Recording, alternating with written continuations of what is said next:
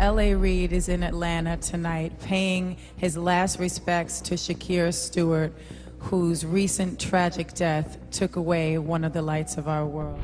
This is what Shakir Stewart was saying to Kim Porter on the phone that made him mad. A lot of people in a position to gain, maybe not gain financially, but definitely gain. So the truth about how Shakir Stewart died is far darker than anyone imagined. Shakir Stewart was on top of the world, but the industry had different plans for him. I know there was talk that some people was trying to kill him or that he knew information. He was being followed, cars parked outside his house, his phone was being tapped.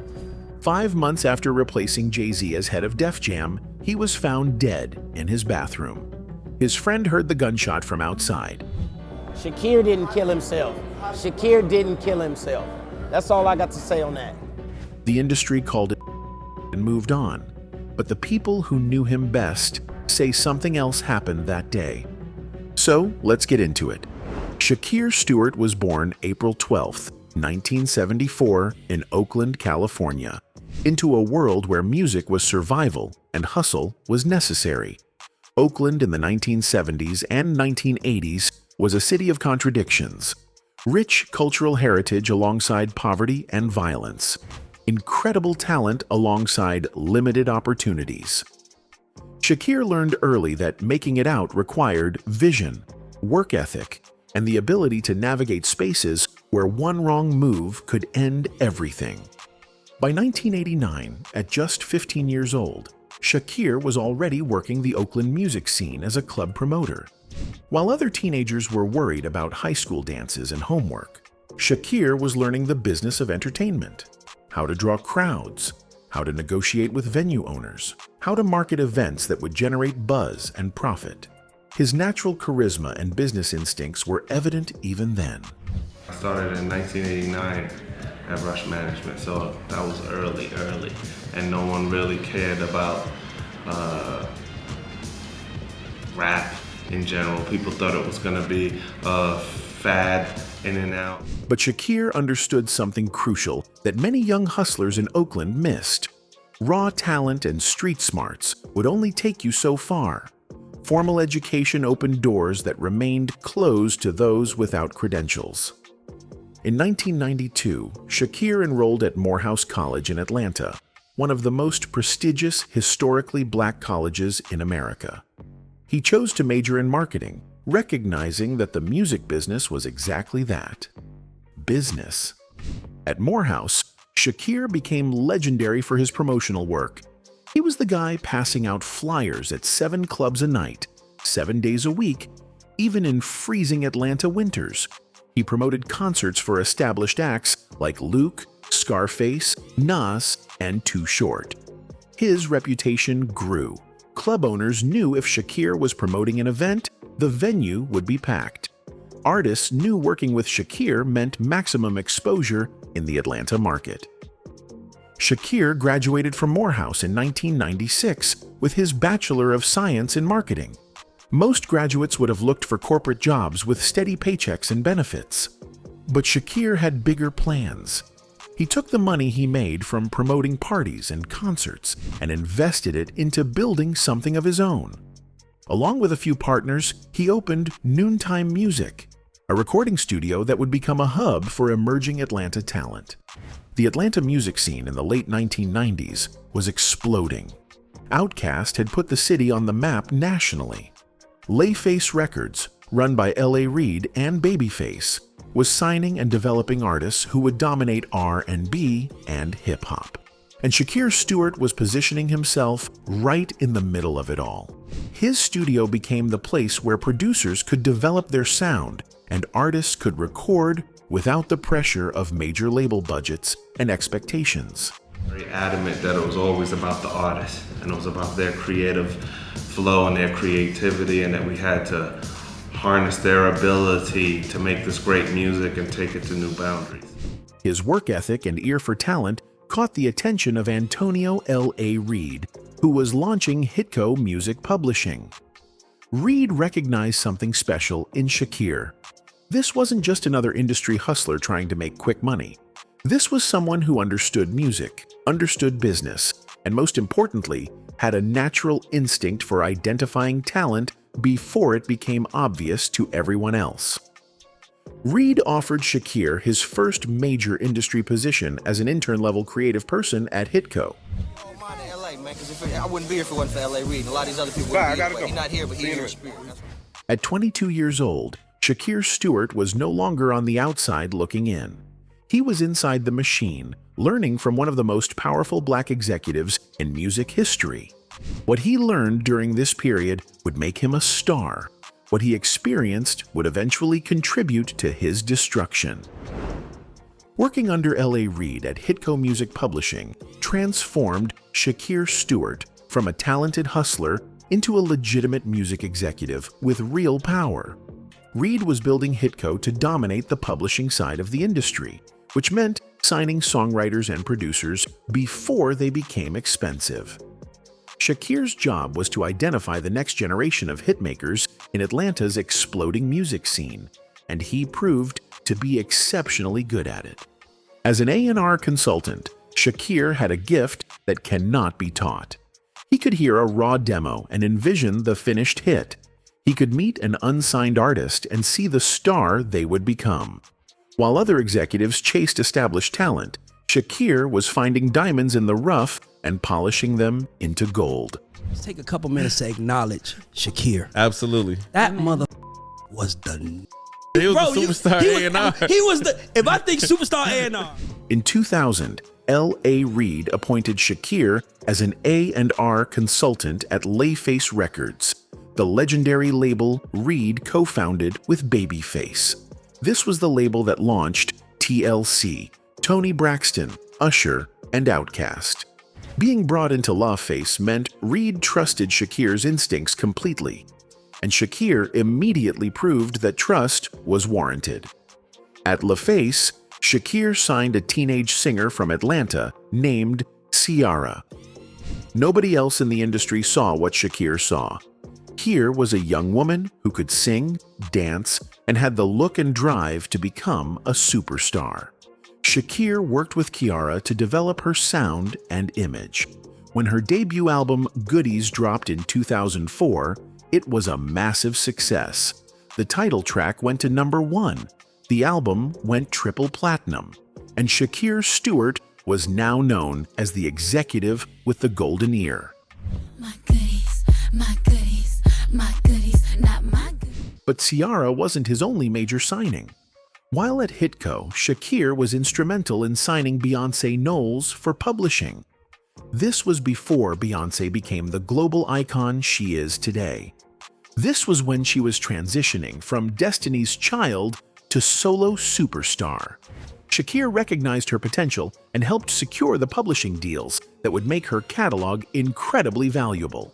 He was also credited with major contributions to assembling Usher's Confessions album, which went 12 times platinum and became one of the best-selling albums of the 2000s. The hit single Yeah, which Shakir helped organize, dominated radio and clubs for months.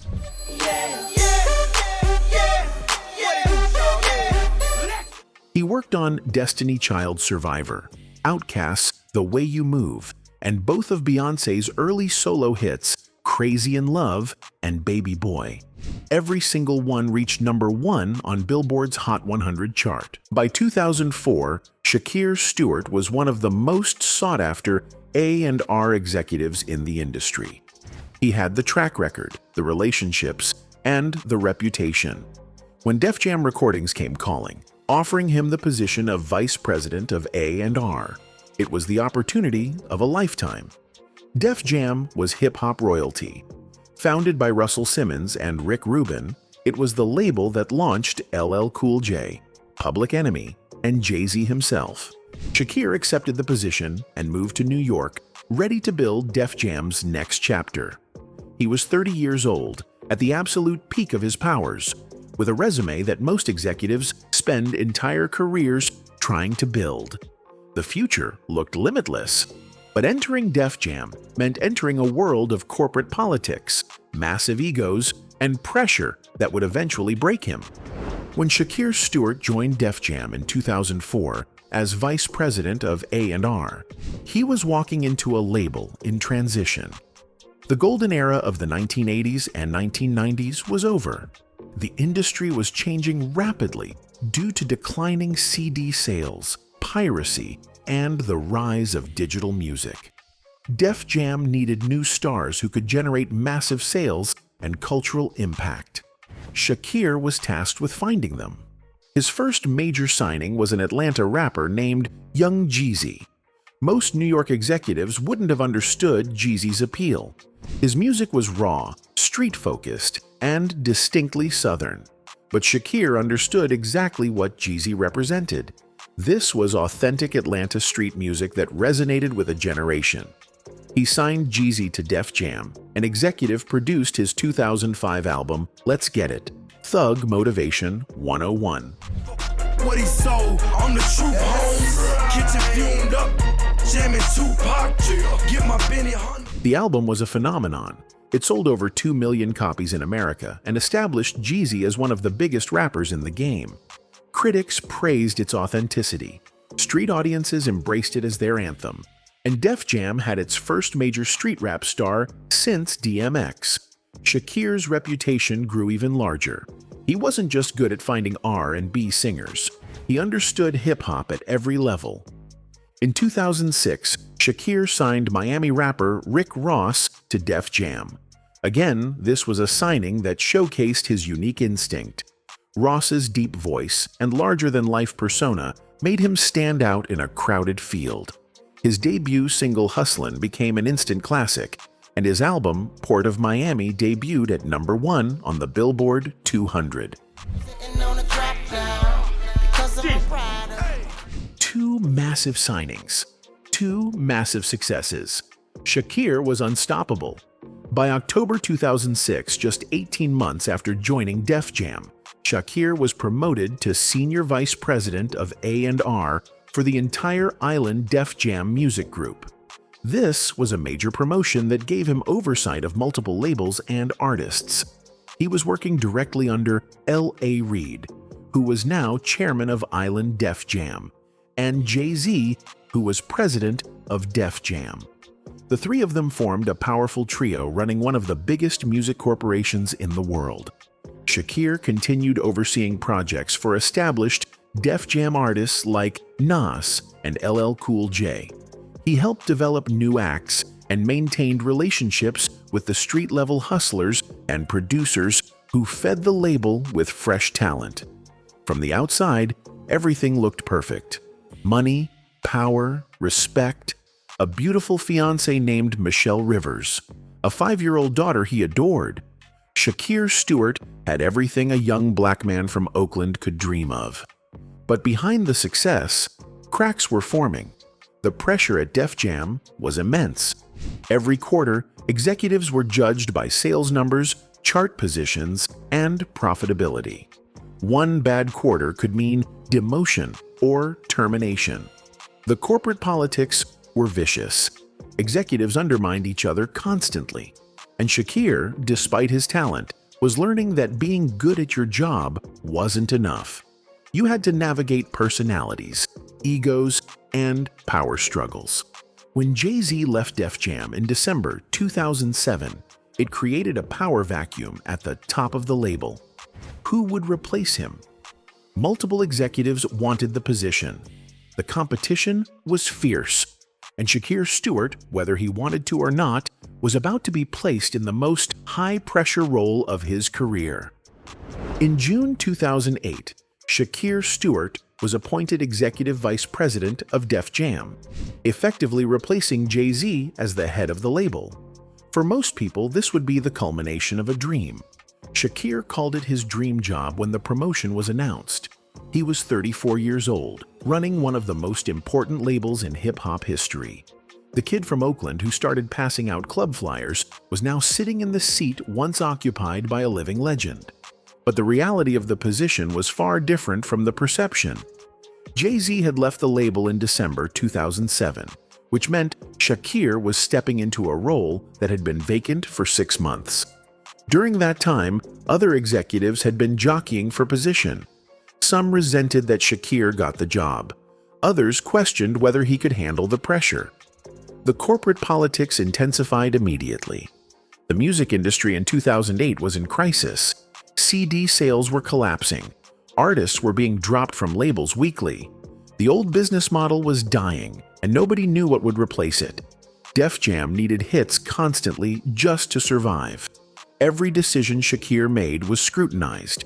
Every artist he signed was judged immediately. The pressure was relentless. Then there were the rumors. Whispers that Shakir had connections to BMF, the Black Mafia family organization that had infiltrated the Atlanta music scene. These rumors started circulating months before his death, potentially because he had signed Young Jeezy, who was known to be affiliated with BMF. No evidence ever surfaced proving Shakir was involved with BMF, but the rumors persisted and created problems. By October 2008, those closest to Shakir noticed dramatic changes in his behavior.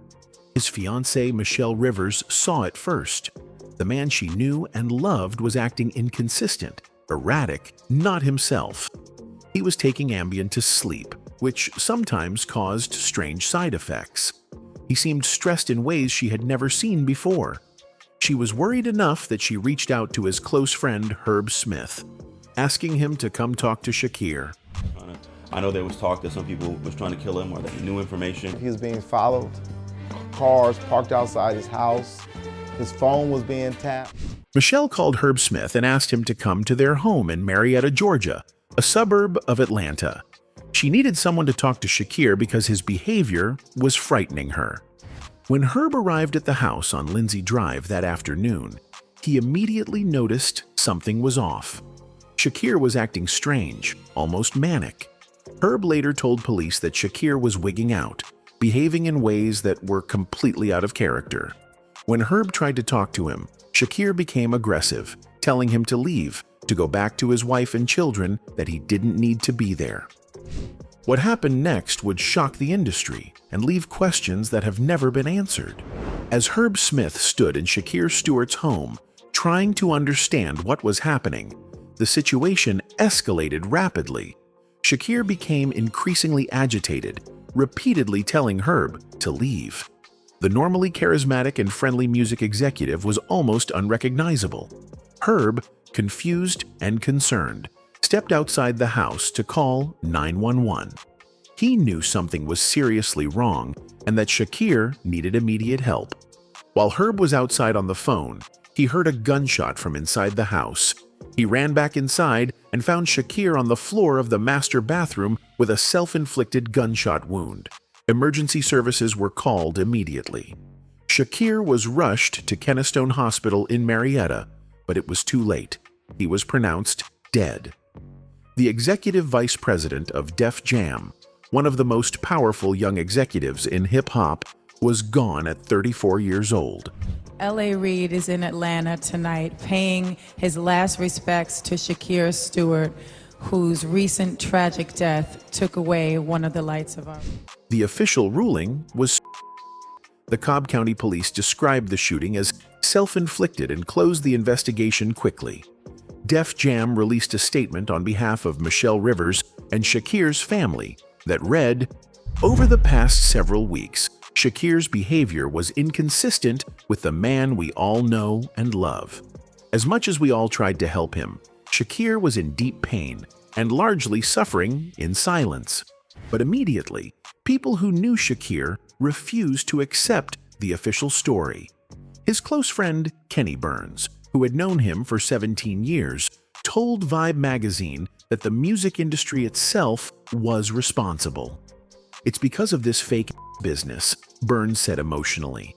There's a side of the business that most people don't catch, far beyond the glamour and glitz.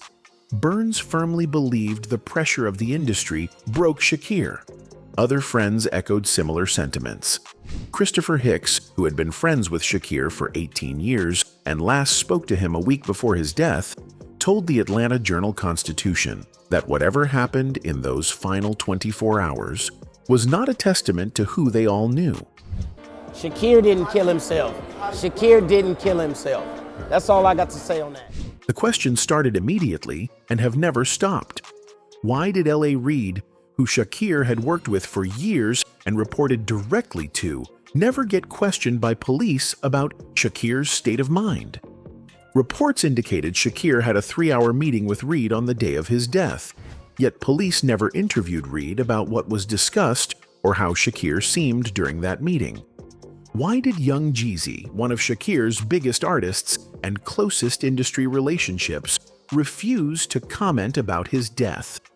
Producers from TVO's Celebrity Crime Files tried repeatedly to get Jeezy to participate in their documentary about Shakir. Every text went unanswered. The silence was deafening. Why did Jay-Z and Beyoncé, two artists whose careers Shakir significantly impacted, decline to be interviewed about him? When a TV One producer approached L.A. Reid at an industry event to ask about Shakir, Reid's assistant physically blocked the conversation and said, "No Shakir Stewart questions. Not a topic of discussion." It was as if a gag order had been issued across the entire industry. Nobody was allowed to talk about what really happened. Whether the official story is complete or whether darker truths remain hidden, Shakir Stewart's death represents the ultimate tragedy. A talented young black man destroyed by the same industry he helped build. His legacy deserves better than silence and unanswered questions. Anyway, that's it for this video, folks. Bye.